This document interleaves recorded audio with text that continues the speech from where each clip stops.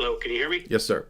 Yeah, so I'm LDS. I'm a member of the Church of Jesus Christ of Latter-day Saints because I find the early Christian church fathers teach LDS doctrine more than they teach Orthodox or Catholic doctrines, especially when we look at before Nicaea and the change in infant baptism. I don't see infant baptism taught before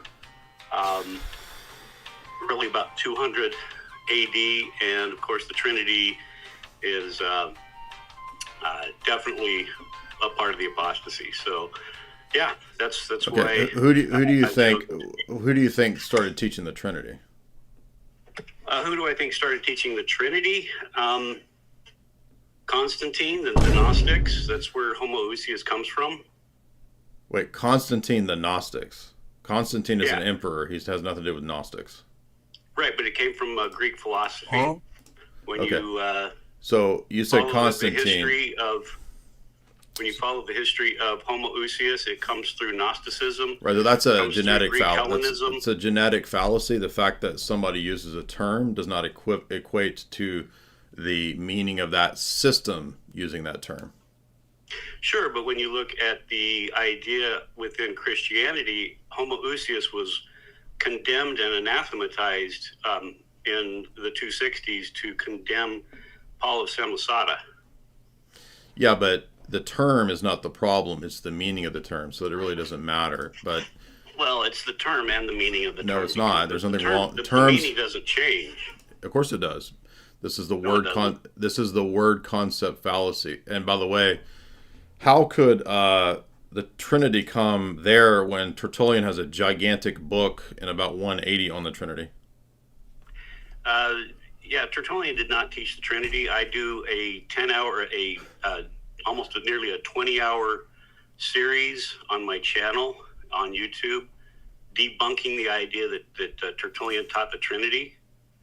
He taught that the Son was formed when God said, "Let there be light." He was given his own form, his own voice, his own garb, and he said that when God said, "Let there be light," he said that's the perfect nativity of the Son, nativity, the birth. When God said, So "Let there be light," and Jesus is known as the light. We've already done a response to all this. I'm not going to go through 10 hours of your citing of it. So what are you laughing at? So what? Are you laughing? I didn't laugh. Okay. I thought you were laughing. So we've done a response to this that was about a 2-hour talk on Inspiring Philosophy's channel, which deals with this Muslim line of argumentation that these early church fathers. Now, if you're saying that the Trinity was from Constantine and the Gnostics, and I'm saying that, well, the doctrine of the Holy Trinity is the very first thing mentioned in against Praxeas. Even if you take issue with some of the formulations of the way that he talks about the Son, he does not say the Son is a creature. So he's still teaching, quote, the doctrine of the Trinity. That's the very beginning of the treatise. So it's not from Constantine. Right. So it's not from Constantine. So actually the Tertullian actually teaches it very similar to the way we do. No, it doesn't. In the sense that Joseph Smith taught that intelligences are not created. We are uncreated. And Tertullian taught that... well, hold on. We're uncreated? How many gods are there? Intelligences are not gods. If they're uncreated, they're gods. No, matter is uncreated. It does not mean that matter is a god. So that's right. That's Aristotle's doctrine. If matter is uncreated, how is it not divine? Justin Martyr taught that matter was not created. No, he doesn't teach that. No, he does not. He teaches creation. No, he doesn't. He teaches creation ex nihilo. He does not teach ex nihilo. Yes, he does. And you're citing a section where he taught. Most of the time when people argue this, I don't know if you're arguing this, but most of the time they're citing a section where he's telling you what the Gnostic doctrines are. He does believe in creation. No, yes, he does not teach Gnostic doctrines in First Apology. No, did you hear what I said?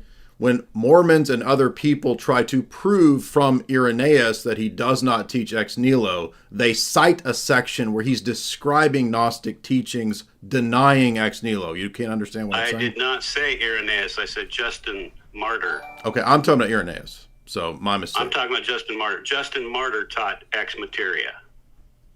Well, even if he did, it doesn't mean that it's true. But what? It shows that the earlier we go, we see LDS doctrines. No, we don't. Orthodox. No, we doctrines. don't. Because he does not. He does not teach Mormon doctrine. You can watch the response that Sam Shamoon did after we did our response to the Muslims raising the same question. They're not teaching your doctrine. And by the way, it wouldn't matter even if one church father made that mistake, because we don't follow one single church father. The New Testament doesn't teach that there's prima materia or that there's eternal matter. The book of Maccabees teaches that God created everything out of nothing. Yeah, well, we don't follow the book of Maccabees. Yeah, but see, well, how do you know what the canon is? How do you know what the scriptures are? Because we have living apostles who tell us what they are. So how do you know they're living apostles? Because they have the authority. Okay, where did they get that? What's the criteria? Peter, James, and John. Where did they get that authority? What's the criteria? The criteria is to be given it to you from those who hold that authority. So every cult claims that they have James authority. And John came to Joseph Smith and gave him and. How do you know? Now hold on. How do you know authority. that Peter, James, and John came to Joseph Smith and he's not just a fraud? Because we have witnesses and evidence that show that he was a prophet. The Book of Mormon. The Book of Mormon proves true. So the Book of Mormon proves that he's. So his own claims to be a prophet is what proves he's a prophet. I'm sorry. His own claims to be a prophet is what proves he's a prophet, according to you.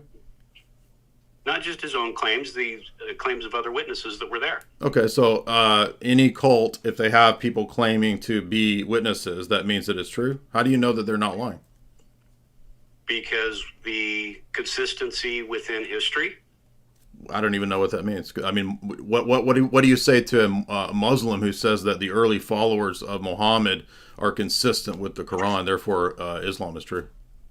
Well, I'm talking about the early Christian history after the apostles died. No, the argument is a fallacious argument, is what I'm trying to explain. So what I'm saying is that everything is evidence for the prophet, because we have consistent evidence through history, through the Bible. That's a circle. No, it's not. Well, the Bible doesn't teach your view. In fact, in the Joseph Smith translation, he added himself to the last chapter of Genesis, correct? When you look at the Jews actually believed in a Messiah ben Joseph that was supposed to descend from. No. That's not what I said. Yeah. No, that's a rabbinic Talmudic tradition that has nothing to do with the Bible. That's nowhere in the Bible. Joseph Smith. No. Joseph Smith added that rabbinic tradition back into the Bible. Exactly. So he's a fraud. So he retroactively added himself to the Bible. He Exactly. He retro. So he's a fraud. Exactly. Messiah ben Joseph. So he adds himself to the text. So your argument was that he's a true prophet because he's predicted, and you're admitting that he added himself to the text. That's a fraud. He was predicted by the rabbinic text. How in anybody's mind would you think that Messiah ben Joseph from the Talmud has anything to do with Joseph Smith? Is Joseph Smith Jewish? No. In fact, it says that he's not supposed to be Jewish. It says that he comes from the tribe. How would the Jews accept Messiah ben Joseph if he's a Gentile? Because the Ephraimites became they were. So you think that was in the minds of the Talmudic writers, that they were talking about the shit that is in the Book of Mormon? This made up nonsense about Ephraimites? Joseph is supposed to precede the Messiah ben David's second coming. He's supposed to be a restorer. He's supposed to restore the temple. He's supposed to. And you think that the rabbinic Jews in the Talmud who don't believe in anything to do with Christianity or the Bible or Jesus were predicting Joseph Smith a Gentile? Yes, because when you go, you can actually go look. You can go look at the Jewish Encyclopedia under Messiah. Everybody look this up.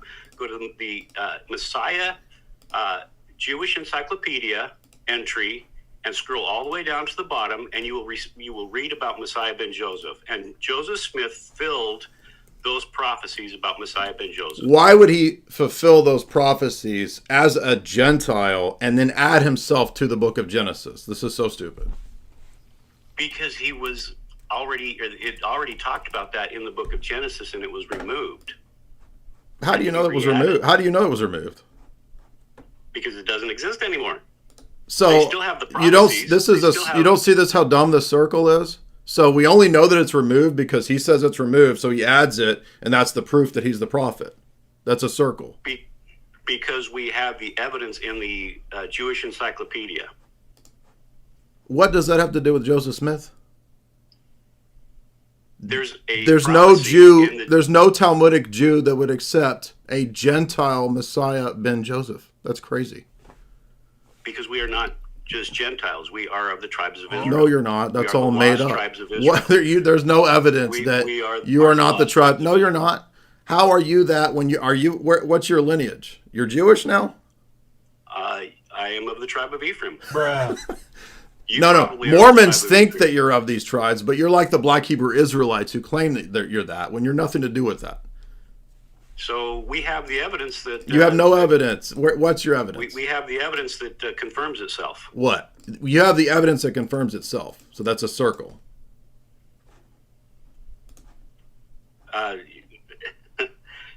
The evidence is consistent because when we have... In Jewish eschatology, Messiah ben Yosef or Mashiach ben Yosef is a Jewish Messiah. Not necessarily. No, that's the rabbinic tradition. It's the rabbinic tradition, but it doesn't. Which has nothing to do with you. You're not Jewish or rabbinic. You have nothing to do with that. You have no connection to that. Doesn't mean that everything that they interpret has to be interpreted that way. So again, this is why the religion is fraudulent, because you remove the context.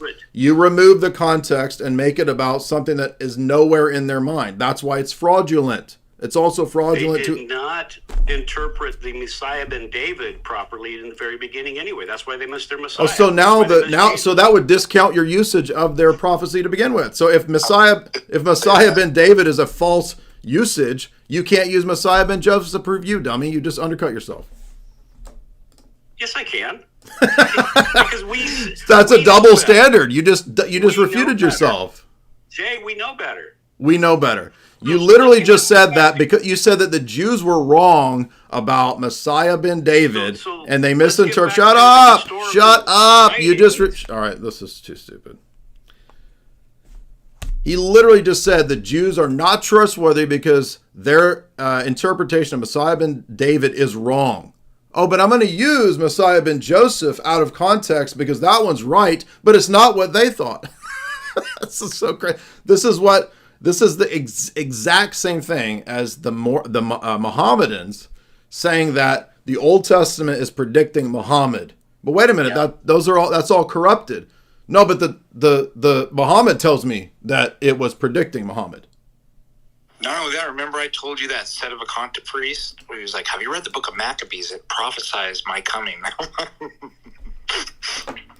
But we know now. We know more now. We now know. We now know that Jewish prophecies are all wrong, and Talmudic prophecies are wrong, except for when we can take them out of context and apply them to Joseph Smith, who happens to have the same name as Messiah ben Yosef, the Jewish altar Messiah from the Talmud. Look at the mind pretzels of this idiotic cult. We need to come up with another fallacy name that, well, it's right when it supports my position and wrong when it doesn't. Well, that's just a double standard. Yeah, the double standard fallacy. Yeah. So, when the Jews mentioned, by the way, did you notice he did word concept fallacy several times? The Trinity is wrong because the word homoousios was used once by a Gnostic and an anti-Trinitarian. Yeah, well, guess what? The word logos was used by Marcus Aurelius. So what? Does that mean that every usage of the word logos necessarily is the Stoic philosophy? But this is how, religions, cults like this thrive on the fraudulent deception of terms like Joseph. Well, that's got to be talking about Joseph Smith, because even though the Jews don't believe that it's a Gentile man or the Mormon. As I always said in the chat, I thought it was a prophecy about Trader Joe's. Yeah, why can we not start bringing in other Josephs here?